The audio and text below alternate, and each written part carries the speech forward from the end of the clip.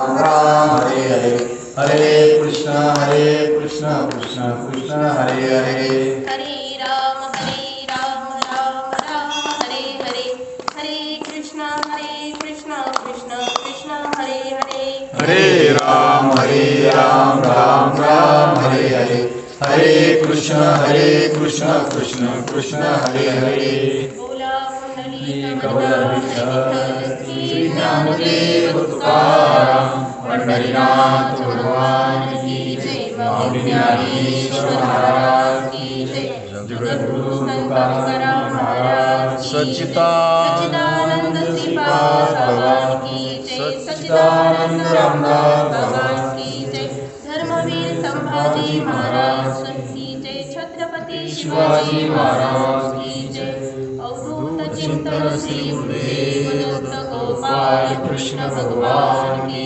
जय, सटाकेश्वर भगवान की जय, हर हर महादेव, हर हर महादेव। भावे बिन भक्ती, भक्ती बिन मुक्ती, बळे बिन शक्ती बोलू नये, कैसे दैवत प्रसन्न त्वरित, उगारा हे निमंत शिनसी वाया, सायास करीसी प्रपंच दिननिसी, हरिसी नवजसी गौड्या गुणे, ज्ञानदेव म्हणे हरिजप करणे, तुटेल धरणे प्रपंचाचे, हरिमुखे मना हरिमुखे मना, पुण्याची गणना कोण करी। वक्रतुंड महाकाय सूर्यकोटी समप्रभ, निर्विघ्नं कुरु मे देव सर्वकार्येषु सर्वदा, गणना सरस्वती रवि शुक्र बृहस्पती, पंचानन सर्वनित्य वेदवाणी प्रमरतिष्य, गुरुर्ब्रह्मा गुरुर्विष्णु गुरुर्देवो महेश्वरा, गुरु साक्षात परब्रह्म तस्मै श्री गुरवे नमः। समचरण सरोजं साग्रनीलाभुदाहं, जवननिहितपानि मण्डनं मण्डनानं, तरुणतुलसीमाला कन्धरं कञ्जनेत्रं, सदयधवलहास्यं विठ्ठलं चिन्तयामि, विठ्ठलं चिन्तयामि, महायोगपीठे तटे भीमरस्यं वरं पुण्डरीकाय दातुर्मुनीन्द्रे, समागमस्तिष्ठं समानन्दकन्दं, परब्रह्मलिङ्गं भजे पाण्डुरङ्गं, परब्रह्मलिङ्गं भजे पाण्डुरङ्गम्। ओम ब्रह्मानन्दं परमसुखदं केवलं ज्ञानमूर्ति, द्वन्द्वातीतं गगनसदृशं तत्त्वमस्यादिलक्षणम्, एकं नित्यं विमलमचलं सर्वदि साक्षिभूतं, भावातीतं त्रिगुणरहितं सद्गुरुतं नमामि, सद्गुरुतं नमामि, सद्गुरुतं नमामि।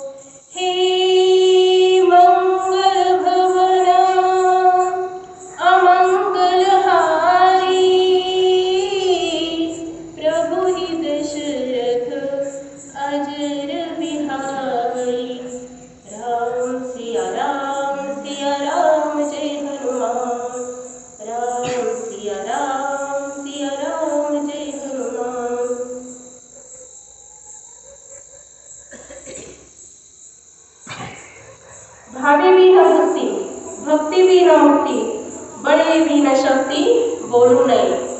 कैसेनी दैवत प्रसन्न त्वरित उगा राहे निवांत शिनसी वाया. सायास करीसी प्रपंच दिननिसी हरिसी नभजसी कवड्या गुणे. ज्ञानदेव मने हरिजप करणे फुटेल धरणे प्रपंचाचे. प्रस्तुत प्राप्त प्रसंगी प्रवचन रूपी सेवेसाठी घेतलेला अभंग महाविष्णू ज्ञानोपारायण ज्ञानाचा पुतळा सखा माझा ज्ञानेश्वर यांच्या हरिपाठ या महान ग्रंथातील 4 क्रमांकाचा अभंग तुम्हा सादर मायबापांच्या सेवेसाठी. प्रवचन रूपी सेवा चालू करण्या अगोदर थोडासा परिहार देणं गरजेचं असतं.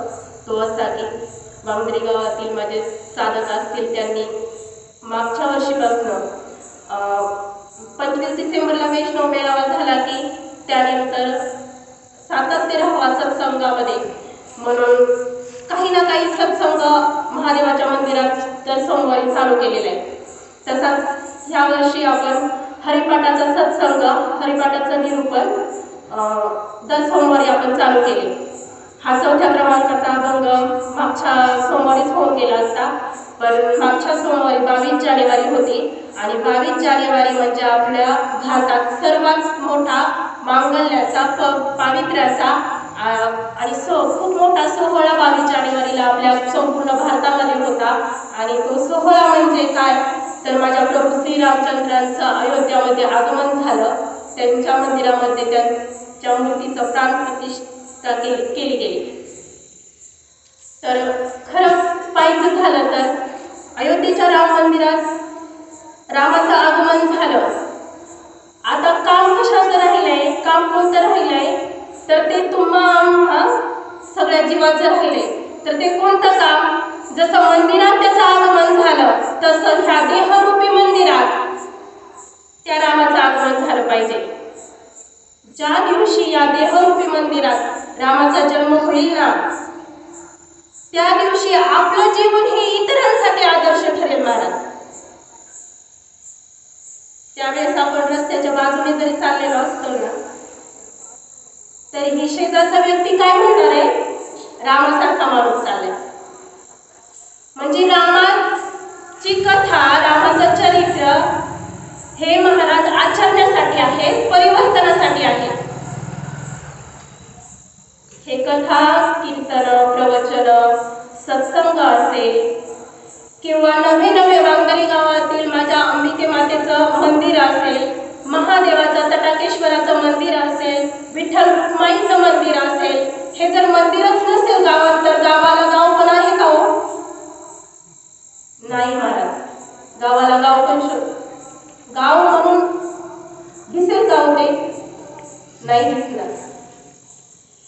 हा सगळा सत्संग कशासाठी आहे, कथा कीर्तन प्रवचन, तर तुमच्यातील राम जागा व्हावा, तुमच्यातील विवेक जागा व्हावा, तुमच्यातील आत्मविश्वास जागा व्हावा, तुमच्यातील आनंद उत्साह जागा व्हावा, याच्यासाठी महाराज हे भगवान तटाकेश्वराचं मंदिर आहे.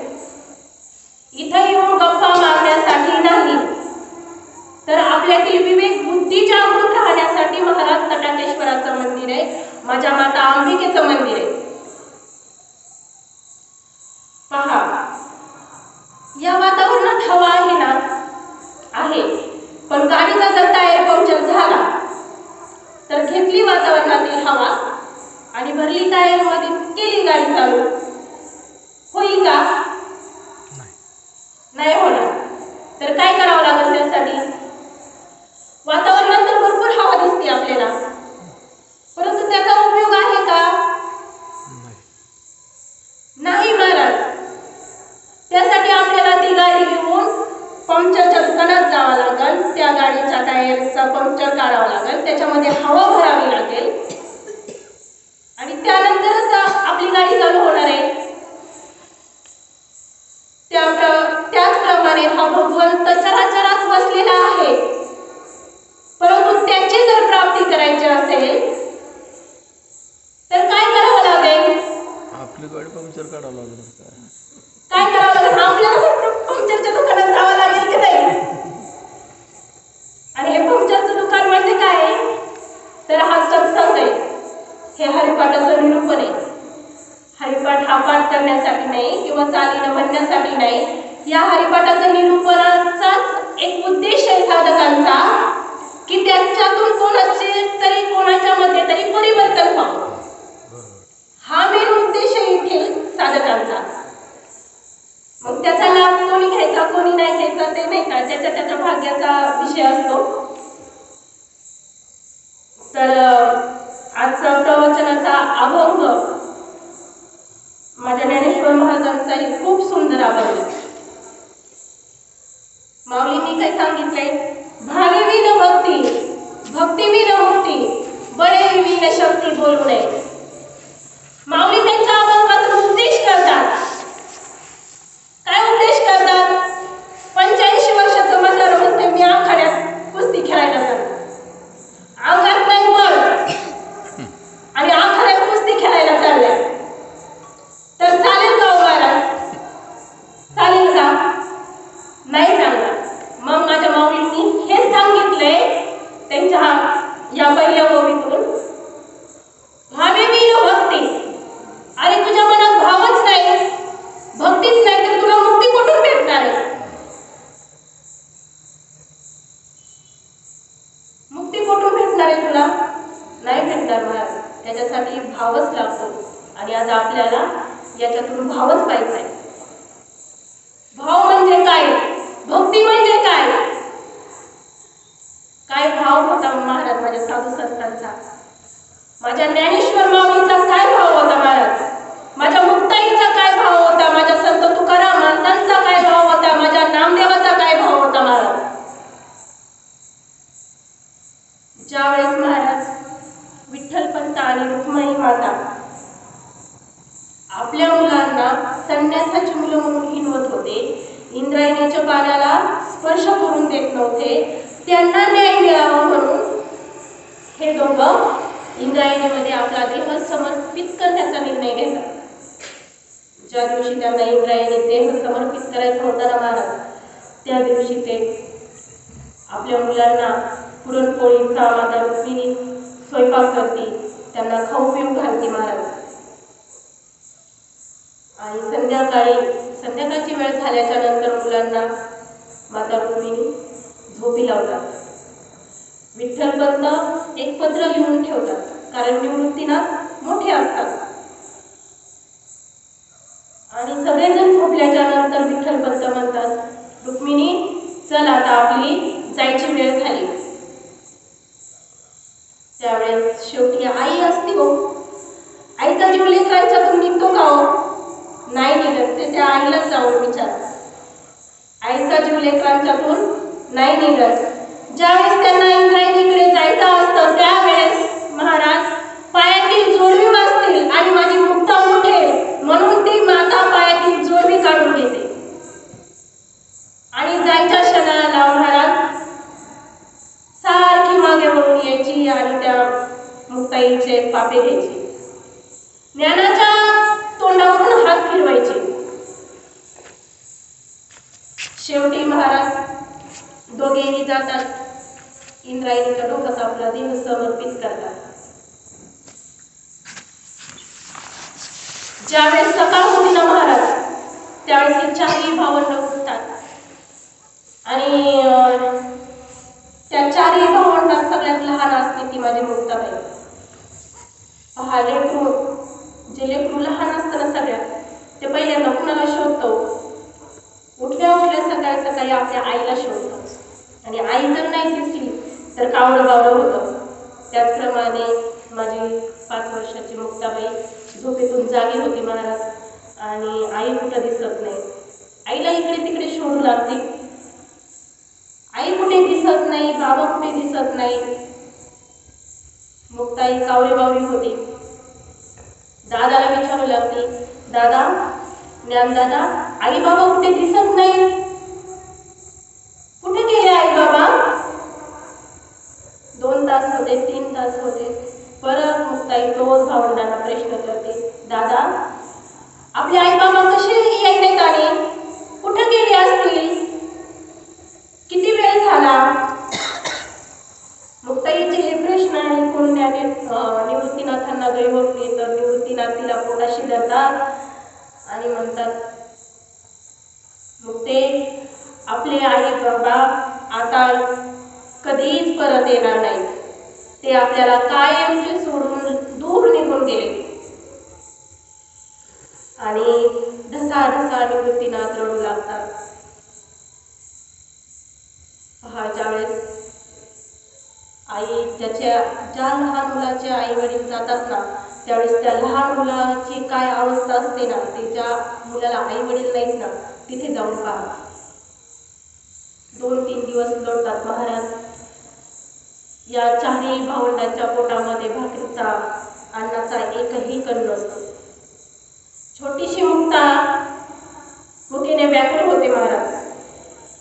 भुकेनं व्याकुळ झाल्यानंतर ती आपल्या दादाला म्हणते, ज्ञानदादा मला भूक लागली रे. निवृत्ती दादा तो शब्द ऐकतात आणि ज्ञानदादांना आदेश करतात, ज्ञानदादा झोळी घे आणि गावात माधवगिरी मागायला जा. ज्ञानदादा झोळी अडकवतात आणि गावात माधवगिरी मागायला जातात महाराज. परंतु हा कर्मठ, हा सनातनी समाज आहे ना महाराज, त्यांनी खूप छळलं माझ्या माऊलीला. कोणीही अन्नाचा एक कणही दिला नाही. 2 घराही जे पीठ दिलतं ना माझ्या माऊलीला, त्यातही ब्राह्मणाच्या पोराने माती कालवली. हे पाहून महाराज माझ्या ज्ञानेश्वर दादाला इतका राग येतो. रागाने ते लाल भडक होतात आणि ताळ सिद्धेश्वर बेटाकडे निघतात. आपल्या ताटीकडे आल्याच्या नंतर महाराज ज्ञानदादा ताटीचा दरवाजा लावून घेतात आणि आतमध्ये नामस्मरणाला बसतात. हे दृश्य पाहून माझी मुक्ताबाई ताटीच्या दरवाजाकडे जाते आणि म्हणते, ज्ञानदादा, ए ज्ञानदादा, काय झालं रे? काय एवढ्या रागाने तू आलास? सांग तरी मला काय झालं? परंतु ज्ञानेश्वर महाराज एकही शब्द बोलत नाही, शांत डोळे मिटून बसतात. त्यावेळेस ही 5 वर्षाची मुक्ताबाई काय म्हणते, महाराज माहिती आहे का, अहो साक्षाती योग माया आदिशक्तीचा अवतार. काय ज्ञान होतं वयाच्या 5व्या वर्षी, आपल्या भावाला काय उपदेश करते. दादा, अरे ज्ञानानेच जर दरवाजे लावून घेतले तर या समाजाने कोणाकडे पाहिजे रे?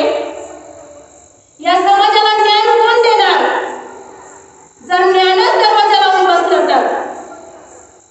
माझ्यावर दया कर ज्ञानदादा. आणि ताटीचा दरवाजा उघडले.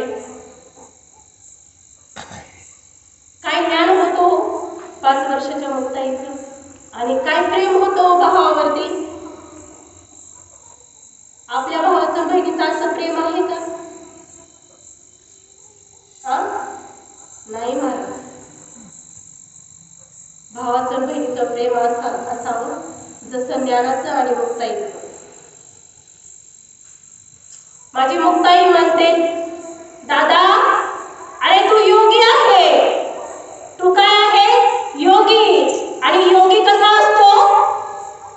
पावन मनाचा असतो. योगी पावन मनाचा असाही अपराध जनाचा.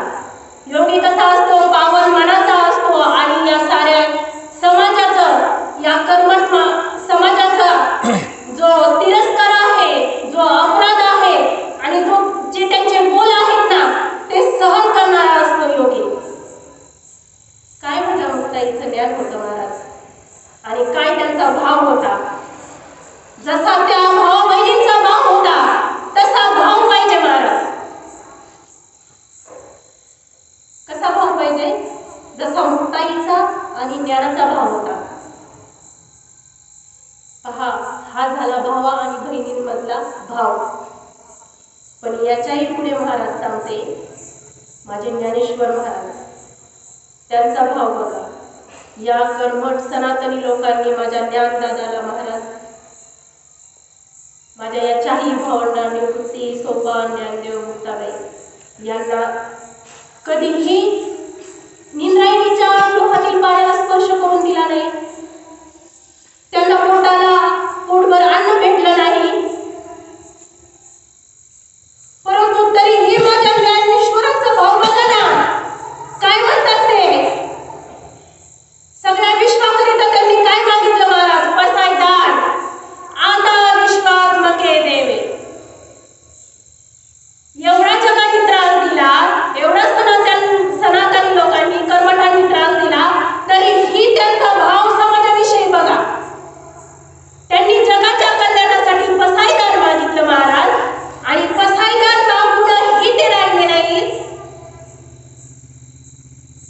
त्यांनी एक खूणखाट मनाशी घातली, एक वचन घेतलं, अवघाची संसार सुखाचा करीन, आनंदे भरीन तिन्ही लोका. हा अवघीची संसार सुखाचा करीन, हा संसार काय करीन मी, सुखाचा करीन, आणि या तिन्ही लोकात काय करीन मी, आनंद करीन. म्हणजे एवढा त्रास देऊनही त्यांचा भाव आपल्याविषयी कसा होता, तो भाव महत्वाचा आहे मला. जगाने त्रास दिला तरीही जगाचं कल्याण त्यांनी चितलं. साधा आपल्याला आई वडील थोडे बोलले ना तरी महाराज मुलगा महिनाभर बोलत नाही हो, बोलतो का, नाही बोलत. आणि माझ्या भक्त पुंडलिकाचा भाव बघा, आपण थोडं आई वडील आपल्याला बोलले तर आपण महिनाभर आई वडिलांशी बोलत नाही.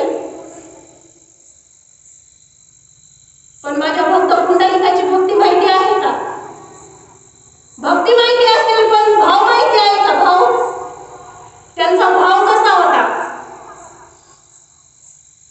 भक्त पुंडलिक हे आई वडिलांसाठी एकुलता एक मुलगा, बायकोच्या आहारी गेलेले, लहानच वाढलेले होते.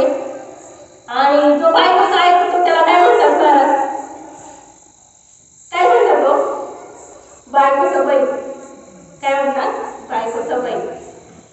असे ते पुंडलिक होते. आई वडील दाराचं राखण करते, म्हातारी नुसतं दाराचं तरी राखण करते म्हणून हाकलून दिलेले आई वडिलांना परत माघारी आणण्यासाठी हे दोघं नवरा बायको निघाले तर बायको यायला कुठे येते, खांद्यावरती, का तर तिचे कोमल पाय, नाजूक पाय भासतील, त्यांना त्रास होईल म्हणून ह्या पट्ट्याने बायको खांद्यावर घेतली. पण ज्यावेळेस महाराज आई वडिलांचा शोध घेत ते निम्म्या रस्त्यात जातात ना, त्यावेळेस असा काही प्रकार भक्त पुंडलिकाच्या जीवनात घडतो की त्यांनी त्याच्या आयुष्याचं सगळं परिवर्तनच होऊन जातं. एक महात्मे भेटतात महाराज, आणि ते महात्मे साधे सुधे नाही तर अधिकारी महात्मे, हे महत्वाचे महाराज. अधिकारी महात्म्याच्या तोंडून भक्त पुंडलिकाला उपदेश होतो. हा उपदेश झाल्याच्या नंतर त्यांनी बायको बसवली होती ना लिंबाच्या झाडाखाली, त्या झाडाखाली बायको परत पाहिलंच नाही. जे पळत सुटले आई वडिलांचा आपल्या शोध घेत धर्मचर करत ते विचारपूस करत डायरेक्ट काशीमध्ये जाऊन पोहोचतात, काशी विश्वेश्वरापाशी. तिथं गेल्याच्या नंतर प्रकार पाहतात तर भक्त पुंडलिकाचा पश्चातापाने डोळ्यातून अश्रू ओघळू लागतात महाराज. त्याला पश्चाताप होतो की आपण आई वडिलांशी असं कसं वागलो असतो. भक्त पुंडलिक आपल्या आई वडिलांची अवस्था पाहतात. 6 महिने पोटात अन्न नाही व्यवस्थित, त्याने दुर्बल झालेले असतात, वय झाल्यामुळे त्यांचे डोळे पण गेलेले असतात, ते पाहू पण शकत नव्हते. अशा अवस्थेत ते भीक मागताना काशी विश्वेश्वराच्या चरणाशी त्यांना पाहतात भक्त पुंडलिक. आणि पश्चातापामध्ये ते जातात आणि आपल्या आई वडिलांच्या चरणाचा साष्टांग दंडवत घेतात आणि आई बाबांना म्हणतात, आई मी चुकलो, आई मी तुमच्याशी खूप वाईट वागलो. पण पहा महाराज, आपण आई वडिलांशी कितीही वाईट वागलो, आपण आईशी कितीही नाराजगी केली, परंतु आईचं आपल्यावरती प्रेम कमी होतं का हो? नाही होत. तरी ती मुलाला विचारणारच. मुलगा निम्म्या रात्रीचा तरी आला ना कुठूनही बाहेर, बाळा जेवला का रे,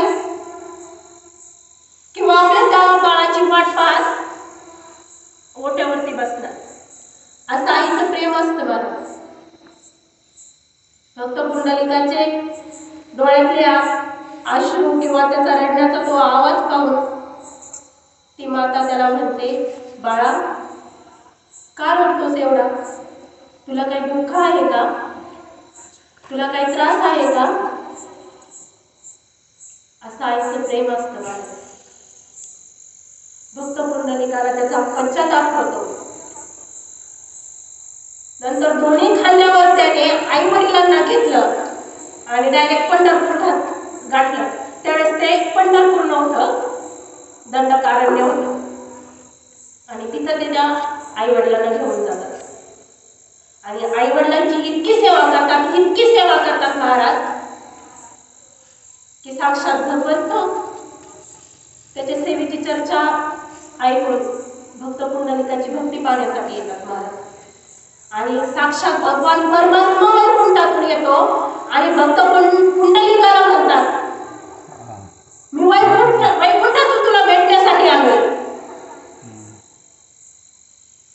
तरीही भक्त पुंडलिक आपल्या आई वडिलांची सेवा सोडत नाही. ते आई वडिलांचे हात पाय लावत असतात. मग ते काय करतात, शेजारी पडलेली वीट असती ती तशीच भिरकवतात आणि भगवान परमात्म्याला म्हणतात, तू या विटेवरती उभा राहा. मग युगे 28 विटेवरी उभा. 28 युगांपासून तो भगवान परमात्मा तिथं पंढरपुरात त्या विटेवर उभा. भक्त पुंडलिकासाठी उभा राहिला विटेवरी. भक्त पुंडलिकासाठी उभा राहिला विटेवरी. धनी मलाही दाखवाना विठुरायाची पंढरी. धनी मलाही दाखवाना विठुरायाची पंढरी.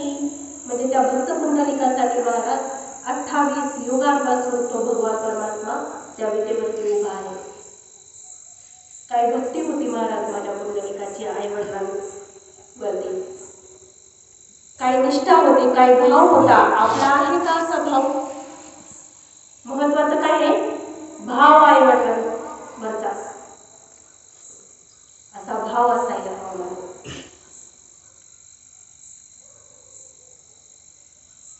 आपलं कसं आहे, देवाची पूजा करायची, पण देवाची पूजा करता करता बायकोने आज काय भाजी केली. देवाची पूजाच करत नाही, पण चुकून एखादा जर करत असेल तर मन असतं का? त्या पूजेत मन असतं का? नसतं महाराज. खरंच सांगा, असतं का? नसतं. पटपट पटपट पटपट पूजा करायची. अहो काय करपट तर असे ज्यांचा बिझनेस असतो ना, ज्यांचं दुकान असतं ना, त्यांची पूजा करताना बघायची. आपला बिझनेस चांगला चालावा, आपल्याला काहीतरी त्याच्यातून नाही का काहीतरी प्राप्त व्हावं यासाठी ते देवाची पूजा करतात. पूजा करतात, पण कशी करतात? अर्धी चप्पल पाय अर्धे चपले आणि निम्मा पाय तर म्हणजे साधी चप्पल पण पायातून काढत नाहीत महाराज. अर्धी चप्पल तशीच पाय आणि देवाला ओळख आहे उदबत्ती. मग असा भाव असेल तर चालेल का महाराज? मनी नाही भाव, मने देवा मला पाव. देव अशानं भेटायचं नाही रे, देव बाजारचा भाजीपाला नाही. भावच नाही, कारण देव भावाचा मुकेला. भावाविन भक्ती, नाकाविन मूर्ती आणि अर्थाविन मूर्ती वाचू नये.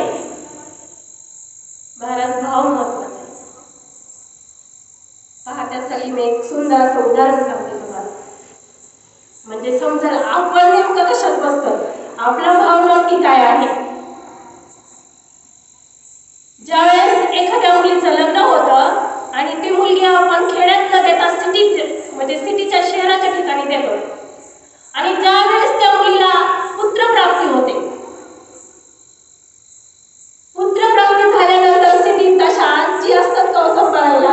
नसतात. कारण म्हाताऱ्या माणसांना सिटीत करवतच नाही. त्याच्यामुळे म्हातारी आजी काही लेखाबरोबर कधी शहरात जात नाही.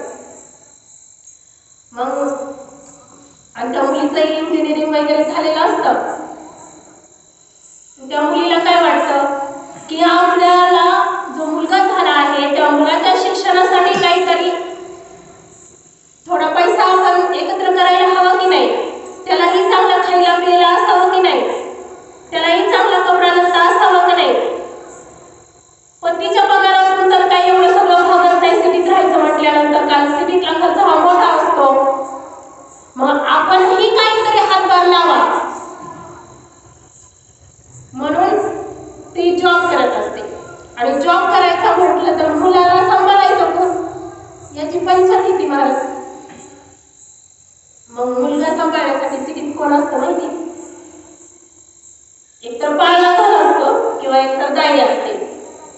मग त्या दाईला पगार द्यायचा. पगार दिल्याच्या नंतर ती दाई रोज येणार आणि जसं आईने सांगितलंय तसं त्या बाळाला सांभाळणार आणि तिची ड्युटी संपली की ती निघून जाणार. मग आईने सांगितलं की माझ्या बाळाला मोबाईल पाहता पाहताच त्याला जेवण जातं, मग ती तसंच करणार. माझ्या बाळाला गरम दूध करायचं 11 वाजता ते पाजायचं. माझ्या बाळाला अंगाई गीत म्हणायचं झोपी लावायचं. मग ती ताई तसंच करत असते. बाळाला गरम दूध करणार, त्याला पाजणार, म्हणजे त्याच्या टायमिंगला जे असेल ते सगळं. आणि अंगाई गीत पण आईपेक्षाही सुंदर म्हणतात. बाळाला झोपी लावण्यासाठी अंगाई गीत आईपेक्षाही सुंदर म्हणते.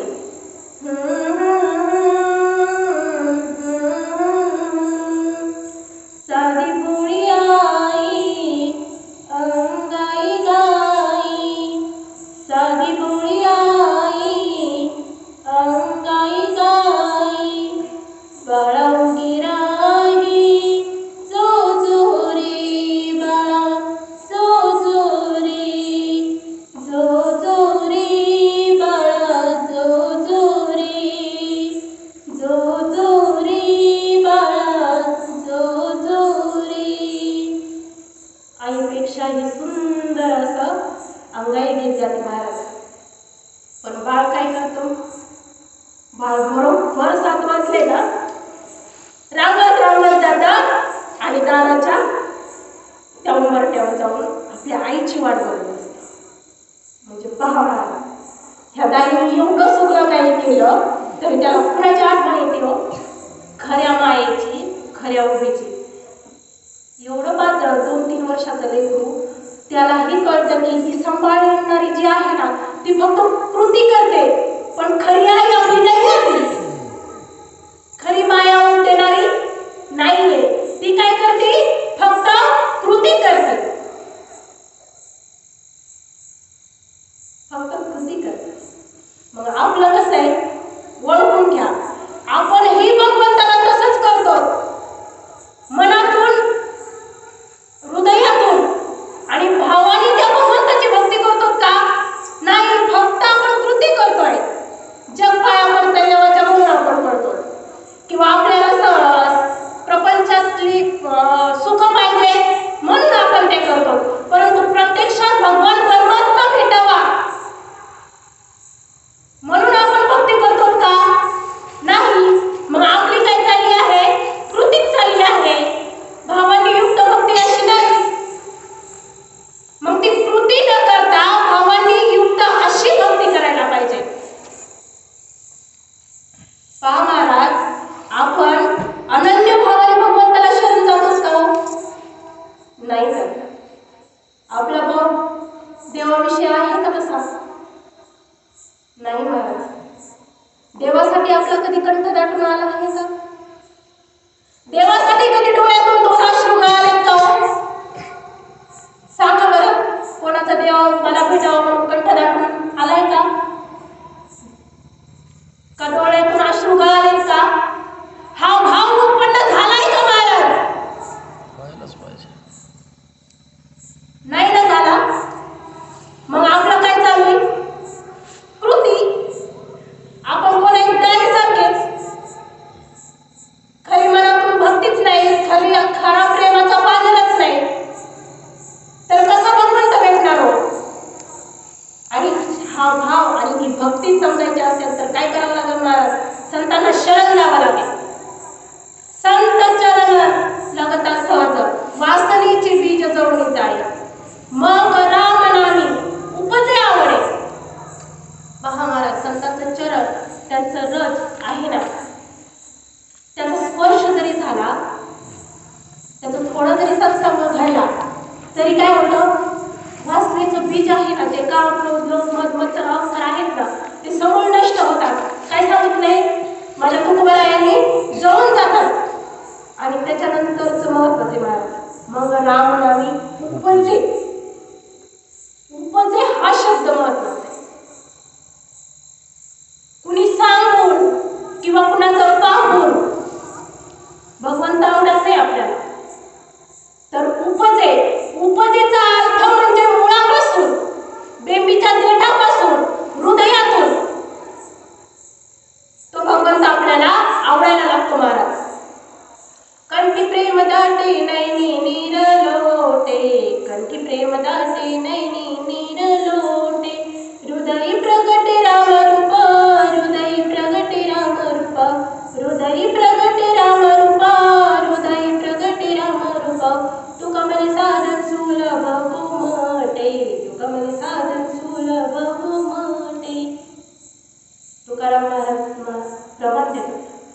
साधन कसं आहे?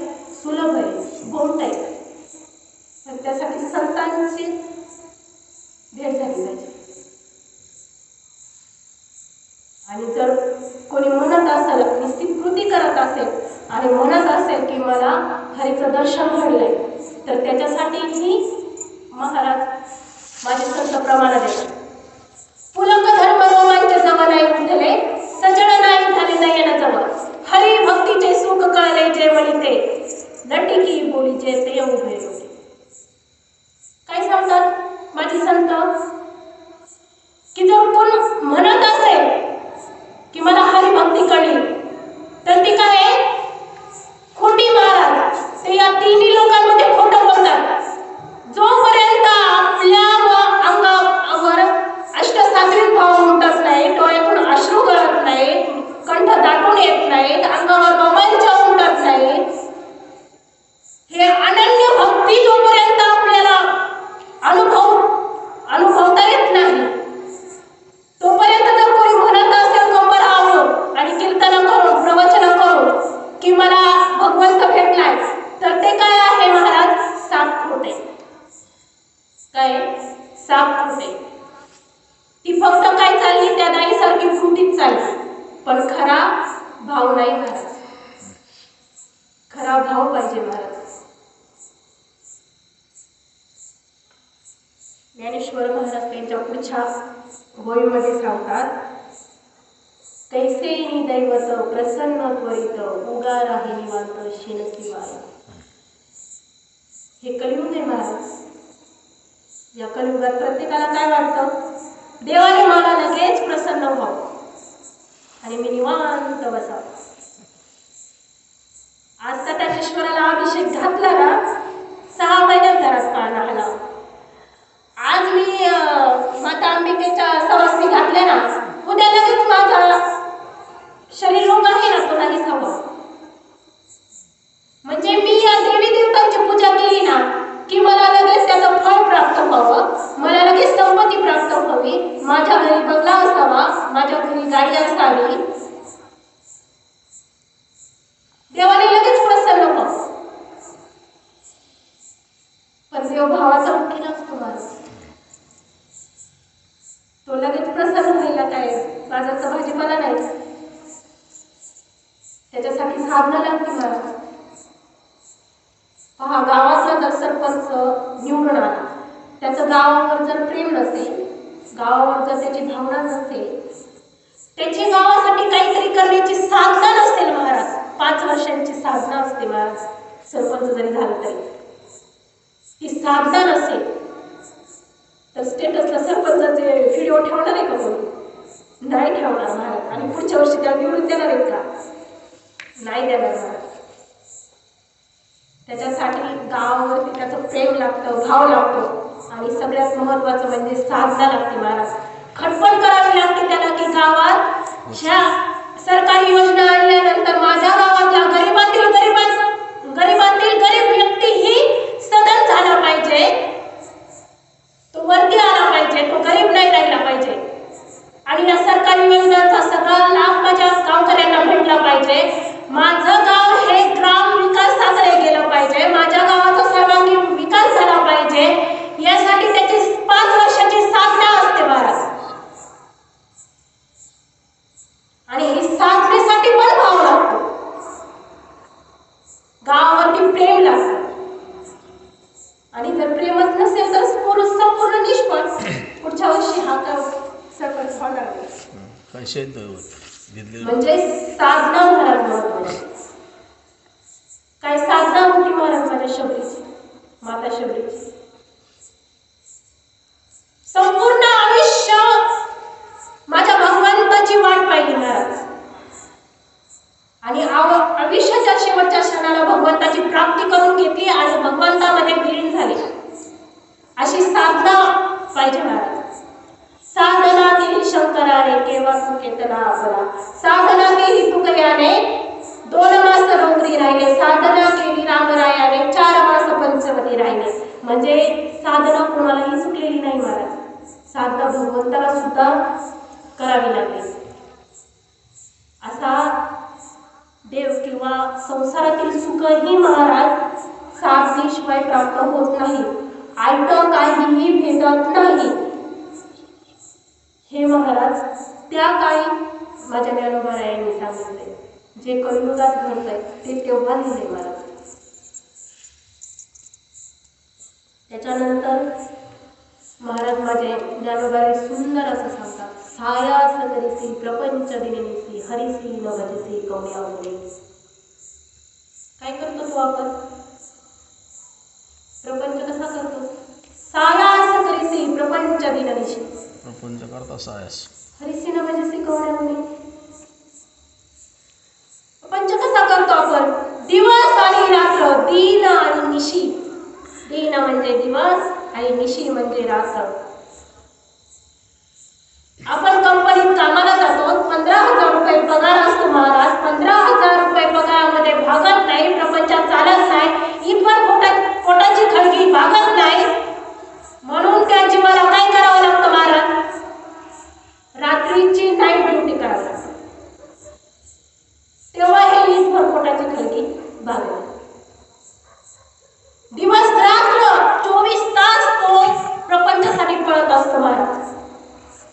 परंतु या 24 तासात ज्याने दिले इंद्रिय हात पाय कान डोळे मुख बोलाय वचन तेने तुझोळ शिला आहे.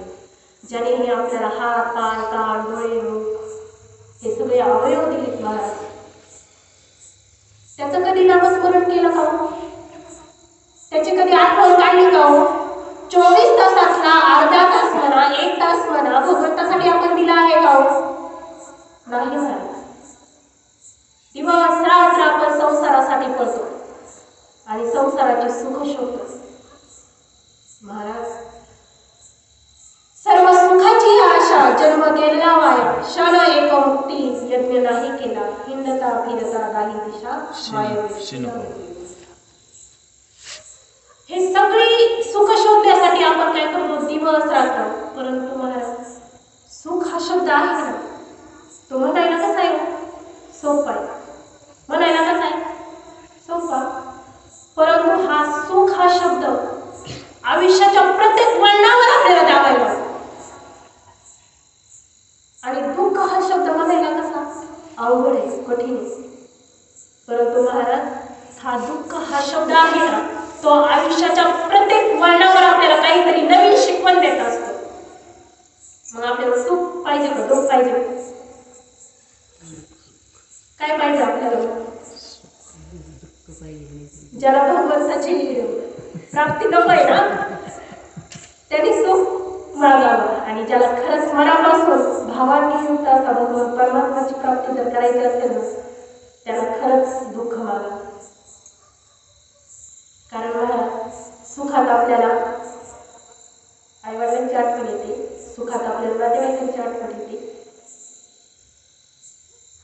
नाही, दुःखात आपल्याला देवाची आठवण येते. परंतु सुखात येते का? नाही येत महाराज. म्हणून भगवान परमात्म्याची आठवण जर करायची असेल तर मी तर म्हणते, देवा मला भरपूर दुःख दे. दुःख जर दिलं तर कमीत कमी मी तुझं रोज नामस्मरण तरी करेन, तुझी आठवण तरी काढेन. म्हणजे हा प्रपंच करता करता आपण इतकं त्यामध्ये रमून गेलो की महाराज या सुखाच्या पाठीमागे इतकं लागलो आहोत की आपण भगवंताला संपूर्ण विसरून गेलो. ज्याने आपल्याला हे सगळं आयुष्य दिलं, ज्याने आपल्याला जीवन दिलं, त्याचाच विसर पडलाय महाराज. पण शेवटी आपण हे जे मिळवतो ना महाराज, प्रपंचातली सुख, जे बायका मुलांसाठी आपण राब राब राबतो, पळ पळतो, ते शेवटी आपलं कोणीच कामाला येत नाही. आणि हे सगळ्यांना अनुभव पण आलेला आहे. तो अनुभव केव्हा आलाय माहिती का? कोरोनाच्या काळात. एकदा दवाखान्यात टाकला की परत तोंड पण पाहायला नाही. मग ते आई असो, बाप असो, बहीण असो, कुणीही असो, आहे का? मग त्याचा 10वा झाला, 13वा झाला, 14वा झाला, काहीच माहिती नाही मला. डायरेक्ट वर्षातच घातलं काय दिवसात. झालं का ना तसं?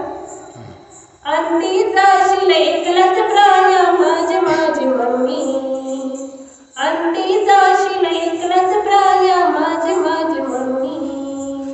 नाही रे नाही कुणा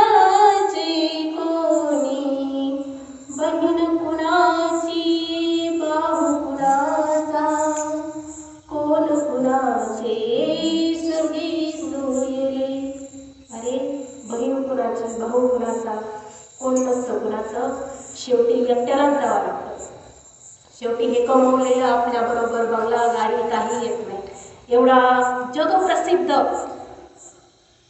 असणारा एक डान्सर, एक सिंगर, त्याने भरपूर संपत्ती कमवलेली असते महाराज, परंतु जातानाही त्याच्याबरोबर काहीच नाही आलं. मायकल जॅक्सन नावाचं त्याला ज्यावेळेस त्याचे डोळे निकामी होतील त्यावेळेस डोळे दान करायला माणूस, ज्यावेळेस त्याचं लिव्हर निकामी होईल त्यावेळेस लिव्हर दान करायला पण माणूस, ज्यावेळेस त्याच्या किडन्या निकामी होतील महाराज त्यावेळेस किडन्या दान करायला पण एक माणूस असतो, ज्यावेळेस त्याचं हृदय निकामी होईल ना त्यावेळेस हृदय दान करायला सुद्धा माणूस. एवढं सगळं ऐश्वर्य होतं महाराज त्याच्याकडे की आपला कोणताही पाठ खराब होऊ द्या की लगेच डॉक्टर सुद्धा त्याने कामाला ठेवले होते. डोनर पण, डॉक्टर पण महाराज एक दिवस कार्यक्रम करून येतो, झोपतो तो परत उठतच नाही.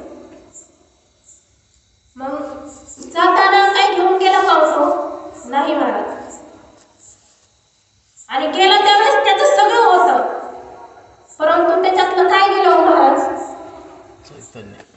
चैतन्य गेलं, ते अविनाशी तत्व गेलं, तो राम गेला महाराज. आणि मग जोपर्यंत आपण होतो तोपर्यंत तो राम ओळखला का महाराज? नाही महाराज. ह्या प्रपंचाच्या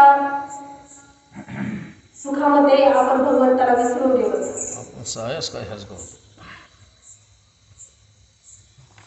मग शेवटच्या चरणामध्ये माझी माऊली सांगते, ज्ञानदेव म्हणे हरिजप करणे कुठेही जाणे प्रपंचाचे. हे संसारूपी बहुत सागर करून जर जायचं असेल ना तर महाराज काय करावं लागेल? तुम्हाला हरीचा जप करावा लागेल. मग संसारूपी महासागर म्हणजे काय? हे संसारूपी भवबंधन म्हणजे काय? तर महाराज उपजेते नाशे ते पुनर्पिटिशे, हे घटिका यंत्र परिश्रमेगा. म्हणजे महाराज जलजन्म आहे त्याचा मृत्यू हा निश्चित आहे, आणि हे जन्म मरण जन्म घेणे मरणे जन्म घेणे मरणे हे काय चालूच आहे. ते कशाप्रमाणे? जसं घटिका यंत्र असतं ना महाराज, घड्याळाचा काटा फिरून बाळावरती येतो, परत तिथून फिरून तसाच बाळावरती येतो. म्हणजे हे जन्मणे मरणे जन्म घेणे मरणे हे एका घटिका यंत्राप्रमाणे चालू आहे. पुनरपि जननम पुनरपि मरणम पुनरपि जननी जठरेशेन. सततचा गर्भवास, सारखं जन्माला येणं आणि मरणं, हा सततचा गर्भवास म्हणजे नरक आहे ना. या नरकातून सुटका करणे म्हणजेच या संसारूपी भवसागरात तरुण जाणे.